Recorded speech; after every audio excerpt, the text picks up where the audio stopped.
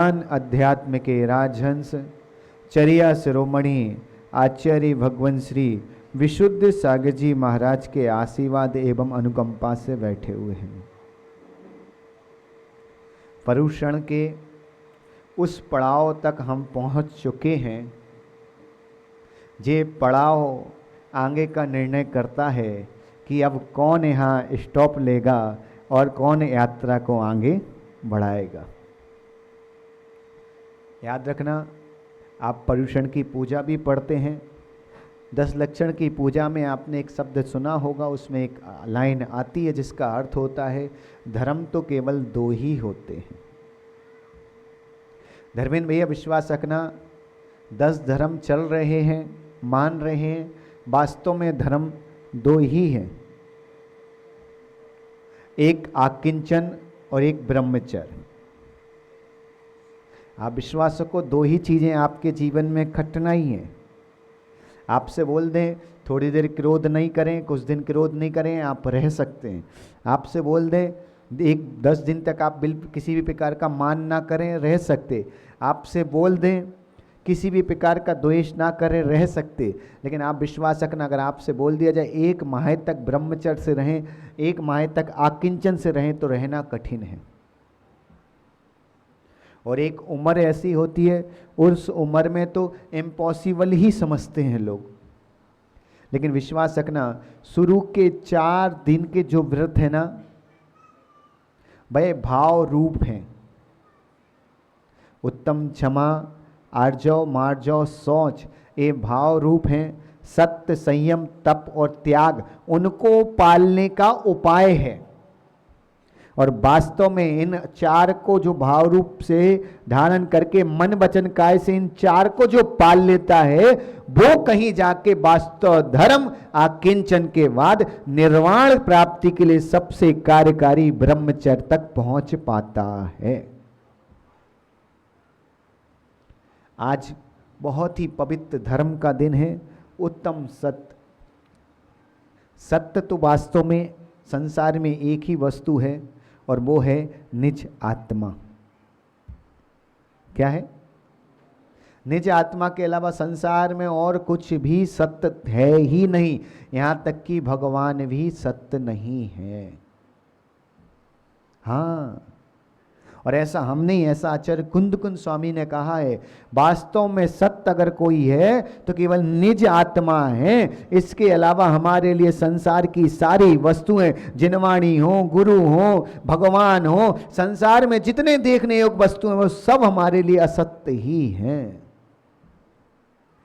और आप में से किसी व्यक्ति ने जीवन में कभी एक आध बार सत्य बोला है क्या? बोला सत्य? बोला है? अच्छा हाँ, कितने लोग हैं हाथ ऊपर करना जिन्हें कभी कभी तो सत्य बोला होगा, थोड़ा बहुत बोला? पंडित जी, बोल सकता कोई व्यक्ति सत्य? विपिन भाई, कोई व्यक्ति सत्य बोल सकता है? विश्वास रखना, सत्य को कभी शब्दों में बोला ही नहीं जा सकता, और जो सत्य होता है वो शब्दों में कभी आता ही नहीं है। पदम जी टेंशन नहीं लेना, व्यवस्था है हमारे पास।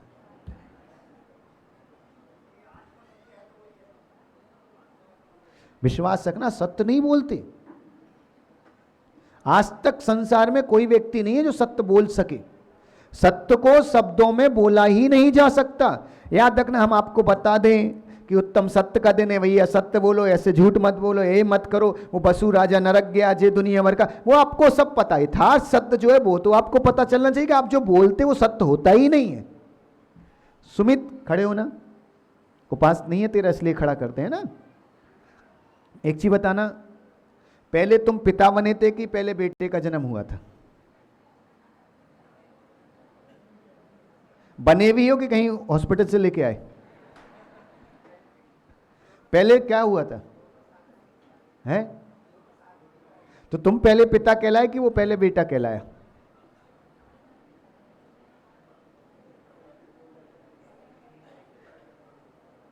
मां, आप पहले मां बनी थी कि पहले बेटे का जन्म हुआ था? अब बोलो सत्य। विश्वास रखना, जो सत्य है उसको बोला ही नहीं जा सकता। इसका मतलब आप क्या कर रहे हैं अभी तक हमने जो बोला, देखो आचार्यों ने लिखा है, मूल आचार्य में आचार्य वट के स्वामी ने लिखा है, संसार में मनुष्य पर्याय में मौन रहना ही सर्वश्रेष्ठ है। उत्तम सत्य सबसे अच्छा उत्तम सत्य है, विश्वास रखना मौन रहना ही उत्तम सत्य है। मयंक बेटा, आचार्यों ने कहा अगर बोलना है तो फिर एक चीज का याद रखो, हितकारी, मितकारी और प्रिय लगने वाले शब्दों को ही बोलो, लेकिन वो भी सत्य नहीं है। क्या हुआ सुमित, तुम पहले पिता बने कि पहले बेटे का जन्म हुआ? और एक चीज बताऊं, कभी भी मां घर जाओ ना, कितने पिता हो, कभी बेटे से गलती हो जाए उस पर डांटा मटा मत करो। पहले एक बात का याद रखो करो, हकीकत बताना, तुमने बेटे को जन्म दिया कि बेटे ने तुम्हें भी जन्म दिया? याद रखना राजेश भाई, तुमने बेटे को जन्म नहीं दिया। विश्वास रखना, बेटा जन्म नहीं लेता तो तुम्हें पिता कहता कौन? उसने भी तो तुम्हें पिता पर्याय का जन्म दिया है।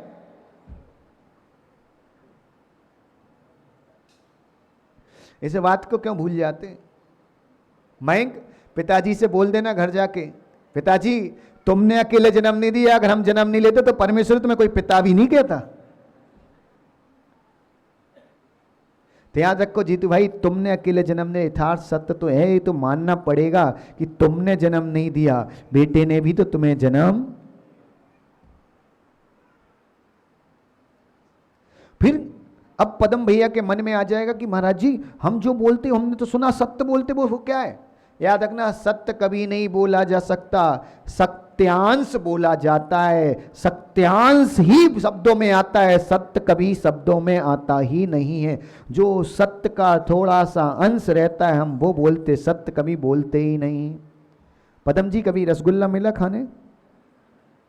कैसा लगा था? कैसा मीठा था बताओ? तुमने कभी रसगुल्ला नहीं खाया? फिर कैसा मीठा था?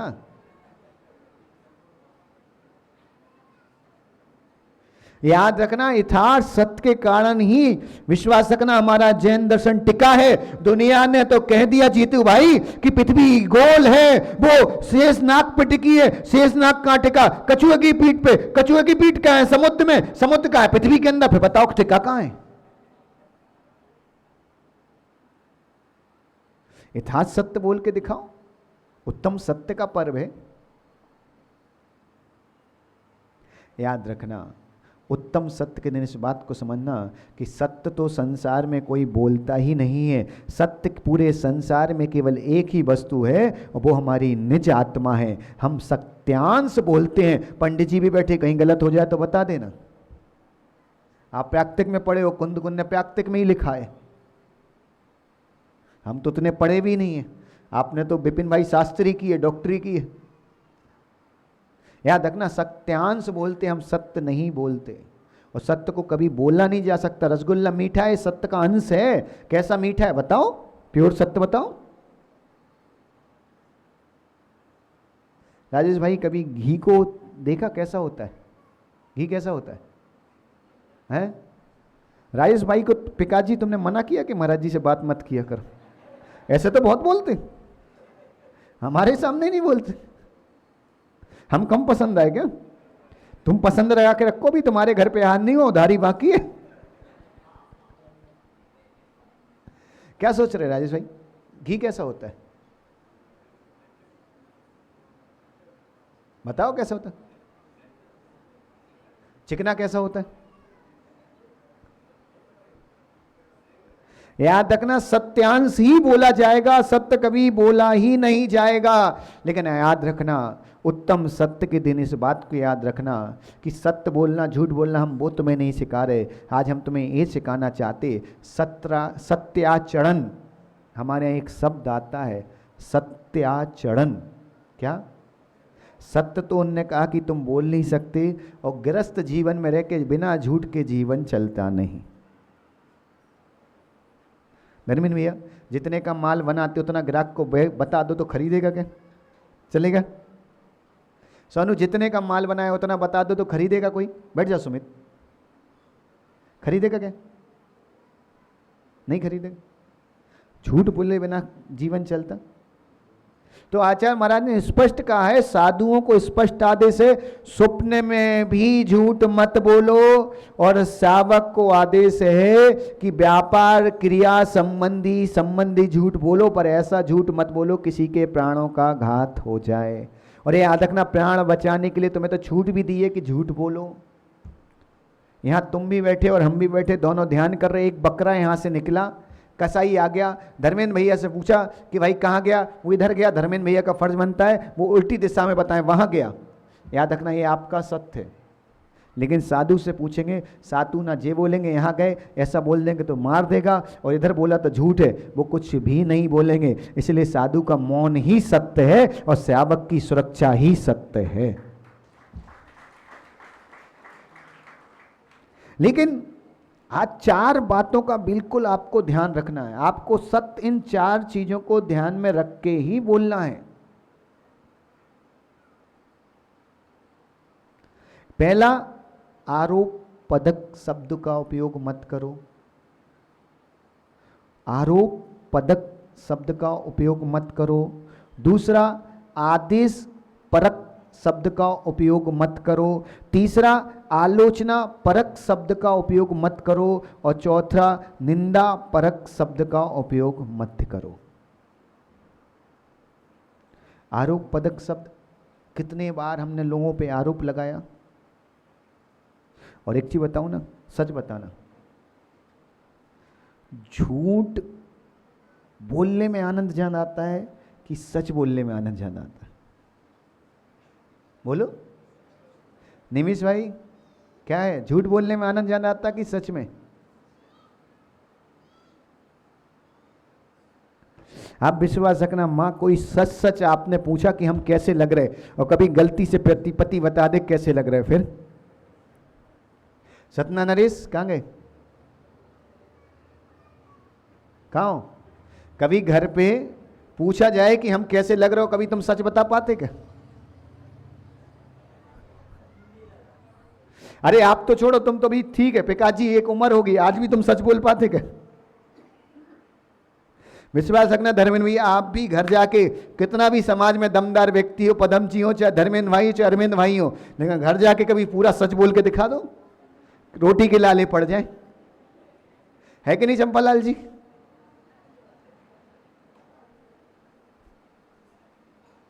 सच नहीं बोल सकते आप विश्वास रखो। और कभी बेटे की माँ ने खाना बनाया, अब हम तो सब घरों में जाते हैं, हर घर का खा के आते, तुम्हें पता है तुम्हारी स्थिति कैसी है। अब उसके पति से वो पूछती हो कैसा, उसको तो यही बोलना परमेश्वर, चाहे रोटी वो चाइना का नक्शा का नहीं हो, कच्ची नहीं, बिल्कुल गीला आटा हो, लेकिन उसके बाद भी उसको बोलना, बहुत अच्छा, तेरे जैसा तो भोजन कोई बना ही नहीं सकता। और हकीकत बताना, आप सबको सत्य सुनना भी पसंद है क्या? यथार्थ यथार्थ सत्य बता दिया जाए तो फिर पदम जी बोलते, महाराज ये सब तो तुम्हारे काम है, हमारे थोड़ी। विश्वास रखना बाबू भैया, आरोप पदक शब्द का उपयोग बिल्कुल भी मत करो। किसी पे भी कोई आरोप मत लगाओ। विश्वास रखना, आप अगर आरोप लगाते हैं तो सामने वाले के भाव को दुखाते हैं। ये भाव हिंसा हुई कि नहीं?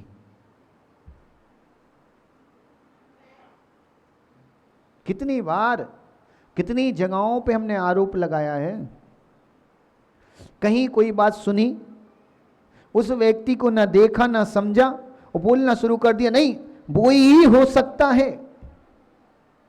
और हकीकत बताना माँ, जितने बार घर परिवार में हमने आरोप लगाया है उतने बार क्या सही निकलता है?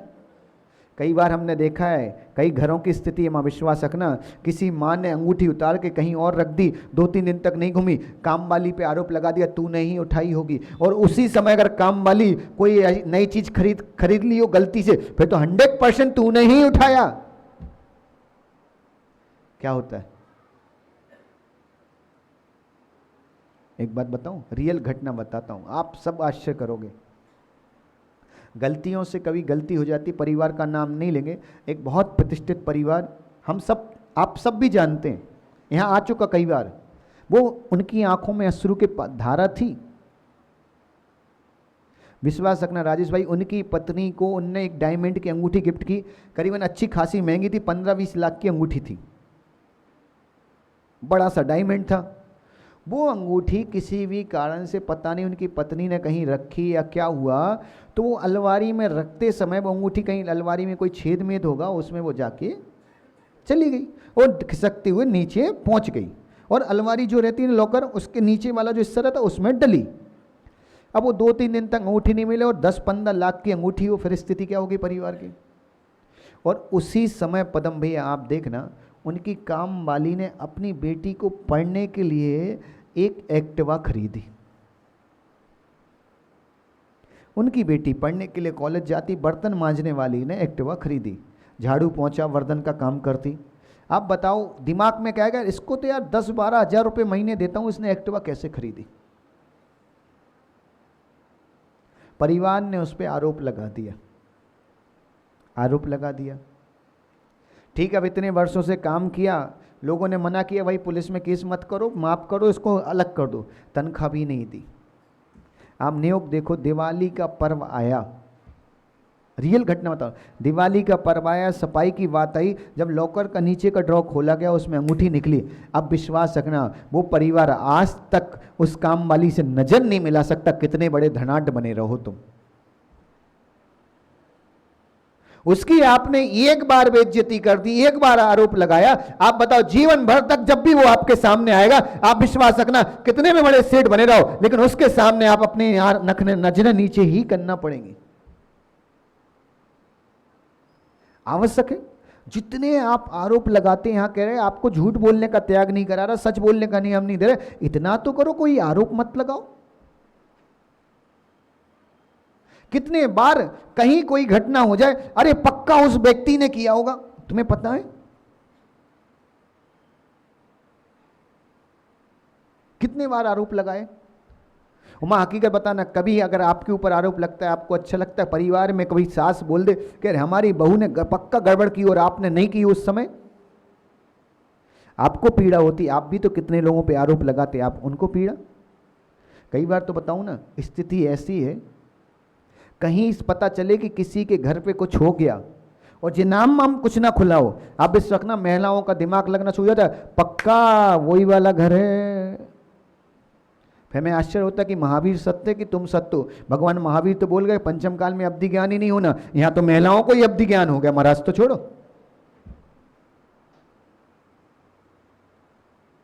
कितने बार हकीकत बताना, पति पत्नी के रिश्ते में जब भी खटास आती है, विश्वास रखना आरोप के कारण ही तो आती है। पत्नी 2 घंटा बोल के कहीं 2.5 घंटे 3 घंटे के लिए चले, पति के दिमाग में आरोप, कहां गई थी, नहीं बताया किसी कारण से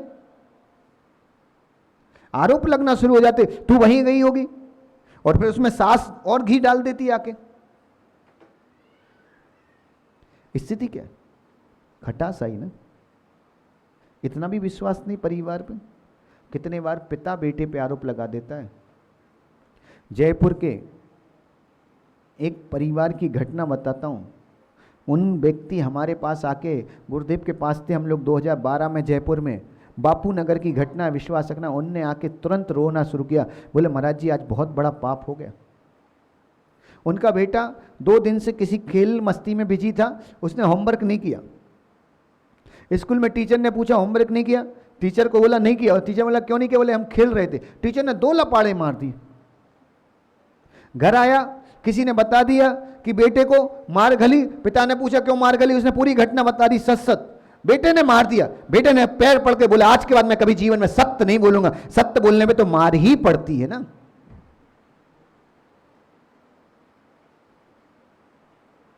जितनी माँ बनी है, आप खुद कल्पना करो, जितने बार आपका बेटा शुरुआत में सत्य बोलना शुरू करता है, आपने मारा ही है ना। कभी इस बात के लिए पीठ ठपटा, बेटा कुछ भी हुआ हो तूने सत्य तो बोला, फिर क्यों जीवन भर से कहते रहे सत्य बोलना सीखो, सत्य बोलना सीखो, सत्य बोलना सीखो। नहीं हुआ। आप सब याद रख लो, कितने बार आपके माँ बाप ने आपको बिना सत्य बोलने पे ही मारा है। यहां एक भी व्यक्ति ऐसा नहीं होगा जिसके माँ बाप ने सत्य बोलने पे नहीं मारा हो। आप क्या सोच रहे, फिर क्यों सिखाया जा रहा हमारे यहां सत्य बोलो। दूसरा, उनने कहा आदेश पदक शब्द का उपयोग मत करो। कभी भी किसी से बात करो आदेश पूर्वक मत करो, अनुरोध पूर्वक करो। हमारे यहां तो बहुत अच्छा शब्द आता है व्याकरण में। जैन व्याकरणों में एक शब्द है, आगम शब्द है और एक आदेश शब्द है। दो शब्द हैं पदम जी, और एक किसी तीसरे शब्द को जो अपने पास बैठा ले, बीच में रख ले, उसको बोलते आगम संज्ञा, है ना। और उन्होंने कहा ए को ऐ कर देना, ई को ए कर देना, आ को आ बड़ा को ऊ कर देना, इसको कहा है उन्होंने आदेश पद संज्ञा। उन्होंने पता क्या कहा, आगम होता है मित्र तुल्य। क्या होता है, जो मित्र तुल्य होता है वो आगम होता है, और आदेश होता है शत्रु तुल्य। व्याकरण में ऐसा सूत्र है। आप जब किसी से अनुरोध करते हैं, विश्वास रखना आप उसके हृदय में स्थान बनाते हैं, और जब आप किसी से आदेश करते हैं, विश्वास रखना उसके मस्तिष्क में स्थान बनाते हैं।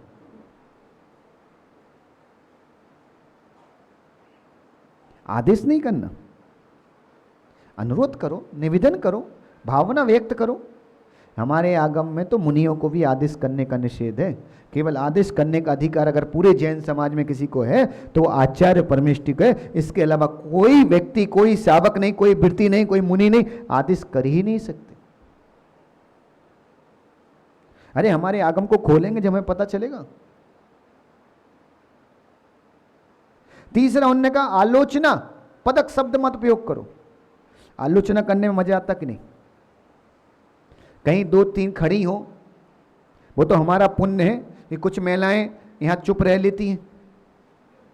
मन्ना भगवान कसम इतना पुण्य हम कोई लेके आए कि प्रवचन सभा में चुप रह बैठ जाती, मन्ना वो तो यहीं चालू हो जाए, धीरे से कहीं हो भी जाती होंगी, पता नहीं चलता अपन को। सौभाग्य कि यहां भी इतनी देर चुप बैठ जाती है। आप क्या सोच रहे, आप विश्वास रखो, आलोचना पदक शब्द में आपको क्या आनंद है, पाप बंद है कि नहीं।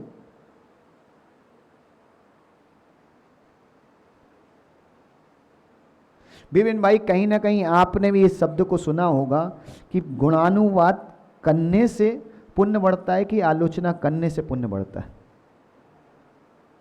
मां एक बार बोल के दिखाना, गुणानुवाद बोलो, थोड़ा तेज बोल दो, थोड़ा और तेज बोलो, जिससे ये कुर्सी पे जो दो चार सो गए होंगे तो उठ जाएंगे। बोलो क्या है, गुणानुवाद बोलो, बोलो आलोचना। अब आप बताओ, गुणानुवाद भी आपने उच्चारण किया, आलोचना भी आपने उच्चारण किया, दोनों शब्द आप पे बोलते बनते हैं, फिर आपको आलोचना ही क्यों पसंद है, गुणानुवाद क्यों पसंद नहीं है।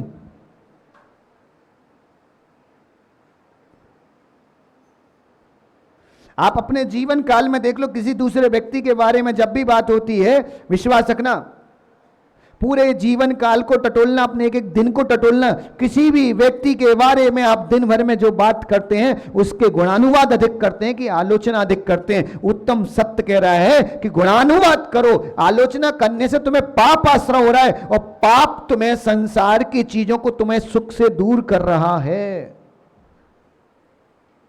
नहीं करते मां, कभी कभी किसी की आलोचना नहीं की। और हकीकत बताना, सामने वाले की अगर आप आलोचना करते हो उससे क्या फर्क पड़ता है। सुमित, हम 100 लोगों से भी चिल्ला दें कि सुमित पागल है, सुमित पागल है, तो हमारे कहने से क्या सुमित पागल हो जाएगा।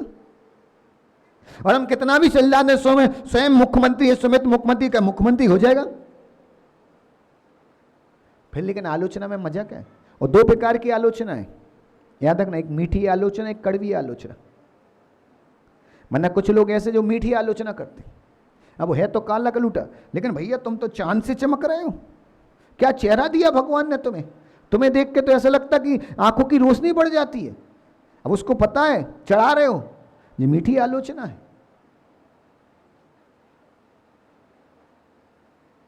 जैसे तुम लोग करते ना ऑफिस में बैठे बैठे, दुकान में बैठे बैठे टोपी पहना ना ग्राहक को। जैसे हमारा सोनू, कोई ग्राहक आ जाए, अरे ये माल तो अभी केवल स्पेशली लॉन्च किया, पहले ग्राहक हो तुम, और ये बात 11 को पहले बोल चुका है। आप क्या सोच रहे? यही तो स्थिति है। कमेटी वालों को भी करना पड़ता कई बार, अरे भैया जी आप जैसी पूजा तो कोई नहीं कराता, जितने भैया जी उनको सबको एक ही लाइन टिपकानी है हमें।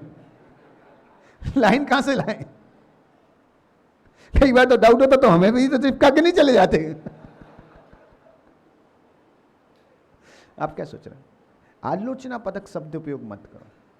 कितने बार कितने लोगों की आप आलोचना करते हो। हकीकत बताओ, आलोचना शब्दों का उपयोग नहीं करेंगे तो कुछ जाएगा? राजेश भाई, धर्मेंद्र भाई के घर में कोई चीज टूट जाए, उसकी आपने बात की, चर्चा की, आलोचना की, उससे क्या धर्मेंद्र भाई की चीज जुड़ जाएगी? उसको करने से धर्मेंद्र भाई की चीज क्या तुम्हारे घर पे आ जाएगी? जो भी फर्क पड़ेगा धर्मेंद्र भाई को पड़ेगा, लेकिन हकीकत बताओ, तुम्हारे अच्छे बोलने और बुरे बोलने से तुम्हें कुछ फर्क पड़ेगा कि नहीं? विश्वास रखना मां, आंख से दिखने वाला फर्क पड़े या ना पड़े, लेकिन कर्म को दिखने वाला फर्क नियम से पड़ेगा। पंतना नरेश, सतना नरेश, फर्क पड़ता कि नहीं? अभी स्थिति बताऊं, बुरा मत मानना, मुंबई में बैठे हो, लेकिन कहीं सतना में भी किसी के घर में घटना घट जाए तो चर्चा होती है। क्या आवश्यकता है? और एक चीज बताऊं ना पन्ना लाल, तुम्हारे भाग्य में निर्दोष भोजन नहीं है। बड़ा सौभाग्यशाली पति होगा जिसको निर्दोष भोजन मिलता होगा। ठीक है, 16-16 वाला निर्दोष छोड़ो, तुम जब भी भोजन करते, जब भी तो देवी शुरू हो जाती, अरे उनके घर में ये हो गया, अब वो भोजन के साथ शब्द जा रहे हैं, वो जहर खिला रही हो तुम अपने पति को। और वहां करवा चौथ का व्रत रख लो, सुगंध दशमी का व्रत रख लो, उससे पति की उम्र बढ़ेगी कि खाना खाने से बढ़ेगी? अब तुम खिला रही हो, तुम घर गए, वहां ऑफिस में थे, वहां उनके घर पे तो भैया उनकी बेटी ने ऐसा कर दिया, अब उनको काहे को जहर खिला रही? सच कह रहा हूं, आज से सारे पति एक नियम कर लो, घर जाओ और कभी भी पत्नियां किसी की आलोचना करना शुरू करें, तुम्हारे सामने किसी की बुराई करना शुरू करें भोजन के समय, कहना देख देवी, तेरी दिन भर तो हम सुनते ही हैं, तू जब से आई, जब से हमने अपने माँ बाप की सुनना बंद कर दी, तेरी ही सुनते हैं, तू इतनी कृपा कर दे, कम से कम भोजन तो शांति से करने दे। और इसमें मुझे कम प्रॉफिट है, तुझे ज्यादा प्रॉफिट है, तेरी मांग का सिंदूर जब तक मैं जीवित हूं, और तू भोजन में अगर आलोचना डाल रही है, सुना रही है दूसरों की बुराई, तो मेरी आयु कम होगी, और मेरी आयु कम होगी तो देख ले तेरा ही सिंदूर कम होगा। अब तू इतनी समझदार तो है। एक संकल्प, कितनी माताएं जो अपने पति बेटे के सामने कभी भोजन कर रही हो, किसी की बुराई नहीं करेंगे? कितने लोग नमोकार पढ़ सकते हैं? हाथ ऊपर करना। तुम पे भरोसा नहीं, हम तुम्हें नमोकार ऐसे नहीं पढ़ाते, तुम तो हाथ ही ऊपर करा के पढ़ाते। अरे तुम हमें टोपी पहना देती चौके में।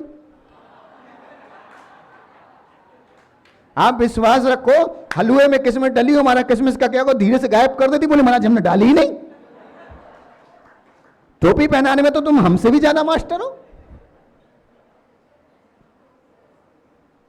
आप क्या सोचे, कितनी माताएं हैं जो एक संकल्प से कर सकती कि घर के, केवल आप बाहर वालों की बात नहीं कर रहा हूं, अपने पति जो आपसे, जिनका आपका खून का रिश्ता है, उन लोगों को जब भी भोजन कराओगी कभी भी किसी की आलोचना नहीं करोगी, केवल भोजन के साथ। बाकी पूरे बेडरूम में घुसे घुसे सोने मत देना, सो जाए पानी डाल देना, परमेश्वर पहले हमारी बात सुन। फिर से सुन लो, कितनी महिलाएं ऐसी हैं जो अपने पति को, बेटे को, ससुर को, सास को, अपने परिवारजन को जब भी भोजन कराएंगी तब किसी की निंदा आलोचना नहीं करेंगी। विश्वास रखना, उत्तम सत्य तुम्हारा आज ही इसी बात पे सत्य होगा कि उनको भोजन तो शुद्ध करने दो। कितने लोग हैं और आपको लगता कि वो नहीं सुन रहे, हम कह रहे सो रहे हो तो उनको पानी डाल के उठाना, पहले हमारी पूरी बात सुनो बाद में, लेकिन भोजन के समय मत सुनाना, किसी की बुराई नहीं हो, किसी की आलोचना। कितनी माता है जो नियम ले सकती हैं हाथ ऊपर करना? बाकी का क्या है, त्याग है? जहर खिलाओगी क्या? ईमानदारी से करो, कितनी कर सकती? अब देख लो, जिन जिन की कर रही वही तुम्हें अपने आप से प्यार करती, जिनकी नहीं कर रही समझ लो परमेश्वर में चाह रही तुम जाओ। याद रखना, विश्वास रखना, भोजन के समय केवल आप भोजन के समय एक आदमी आपका पति है, मनुष्य, कोई घोड़ा गाय नहीं है कि घंटों तक चढ़ता है।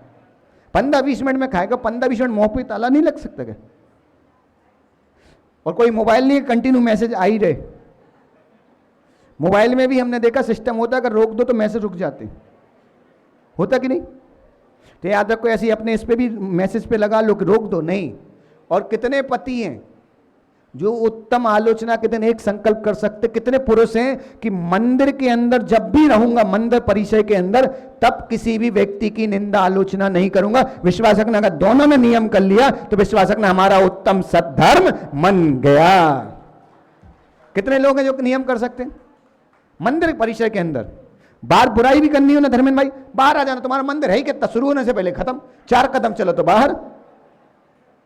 बाहर आके चबूतरा भी बना, वहां बैठ के करो, घंटों करो, सामने वाले से चाय मंगा लेना, चाय पी के करो, लेकिन मंदिर के अंदर नहीं। कितने लोग नियम ले सकते? पुरुष, महिलाएं भी ले सकती, कोई बुराई थोड़ी है। तुम लोग तो वही करती हो, मंदिर की डिब्बी में जय जय नाथ परम गुरु होए, बहन का बनो, तुम्हारे घर पे काहे की सब्जी। 9 बार नमोकार पढ़ लो। सच कह रहा हूं, स्थिति ऐसी है। महिलाओं की पूजा कैसे थी? जय जय नाथ परम गुरु होए, और मन में सोचती ताती रोटी बासी ना होए। चौथा, उन्हें अंतिम बात को कह के समय बहुत हो रहा है, अपमान परक शब्द का उपयोग मत करो कभी भी। मां, कभी पूरे जीवन काल में कोई भी ऐसा शब्द उपयोग मत करो किसी का अपमान हो जाए। अपमान परक शब्द का उपयोग मत करो। आपको किसी को भी अपमानित करने का अधिकार नहीं है। हमने आपको बताया ना, गुरुजी का एक सूत्र याद रखना, बद करना हिंसा है तो बदनाम करना महाहिंसा है। कभी भी जीवन में किसी के दोष दिख भी जाए तो भी उसका अपमान मत करो, उससे खुद दूर हो जाओ। उसकी बुराई अपमान करने से उसके दोष सही नहीं होंगे, लेकिन तुम्हें नियम से पाप आश्रय हो जाएगा। सौदर में विश्वास रखना, किसी की अपमान करने से तुम्हें कुछ होता, लेकिन तुम्हें थोड़ी देर के लिए मजा आता है। लेकिन याद रखना, सिगरेट पीने वाले को सिगरेट पीते समय मजा आता है, लेकिन जब कैंसर होता है जब पता चलता। उसी तरह याद रखना, लोगों को बेहद की बात करने में मजा आता है, लेकिन उससे जब पाप आश्रय होता है तब मजा पता चलता है। इसलिए याद रखना। और सबसे अच्छी बात बताऊं, तुम सत्य सुनना और सत्य बोलना तो सीखे नहीं, कम से कम सत्य आचरण पे चलना तो सीख जाओ। हम ये नहीं कह रहे कि हमने आज ये नहीं बोला कि आप प्योर सत्य बोलो। 4 चीज का ध्यान रखो, किसी पे आरोप मत लगाओ, किसी को आदेश मत करो, अपमान मत करो और आलोचना मत करो। अगर ये 4 चीजें आपने सीख ली तो आपका जीवन नियम से उत्तम सत्यमय हो या ना हो, उसकी शुरुआत जरूर हो जाएगी। और एक चीज बताऊं, उत्तम सत्य के दिन इस बात को बिल्कुल यथार्थ सत्य मानना, मनुष्य जैसा स्वार्थी संसार में और कोई नहीं है। ये भगवान की भक्ति भी स्वार्थ पूर्वक करता है। कभी कदाचित तुमने भगवान से कुछ मांगा और वो पूरा ना हो, तुम इतने स्वार्थी हो तुम भगवान ही बदल देते हो। विश्वास रखना, तुम भगवान ही बदल देते हो, इतने स्वार्थी हो। इसलिए याद रखना, उत्तम सत्य ही सिखा रहा है कि जितना हो सके उतना आचरण में उतारो। और ये 4 चीज़ें उतारने में हमें लगता कोई व्यर्थ नहीं है। अपने संकल्प को याद रखना, जिनने नियम लिया, कभी भी पति भोजन करे, बेटा भोजन करे, जहर नहीं देना, हमें भोजन ही देना है। और याद रखना, मंदिर के अंदर कितना भी कुछ हो जाए, व्यर्थ की बातें नहीं करना है। इसी मंगल भावना के साथ सभी लोग हाथ जोड़ लें। ओम ह्रीम उत्तम सत धर्मंगाय नमः। उत्तम सत ओम ह्रीम उत्तम सत धर्मंगाय नमः। ओम ह्रीम उत्तम सत धर्मंगाय नमः। कितने लोगों का उपवास है? बाप रे, रुके ही नहीं रहे, कल पता चलेगा अब सही। एक आसन, कल तो उपवास की संख्या भी जाना रहेगी, धूप दशमी। 2 आसन, चलो सभी लोग हाथ जोड़ लो। अद भगवते महापुरुषे ब्रह्मस्ते श्री वीर नम्बर सम्मतो मासोत्तर मासे वाद्य मासे कृष्ण भक्षे नवमी तिथि जम्बू द्वीपे भरत क्षेत्रे आर्यखंडे मुंबई नाम नगरे श्री 1008 आदिनाथ जिन चैत्यालय मध्य श्री अष्ट महाप्रातिहार शोभित श्रीमद अरहंत परमिष्टि पितमा साक्षी अष्ट मूल गुण धारक मुनि साक्षी संपूर्ण अरहंत सिद्ध आचार्य उपाध्याय सर्व साधु साक्षी सम्यक दृढ़ हेतु व्रतम गृहस्थी, अपने अपने व्रत का नाम लें। व्रत ग्रहण करोति ते में भवतु ते में भवतु ते में भवतु। नौवान नमोकार। उत्तम सत्य धर्म की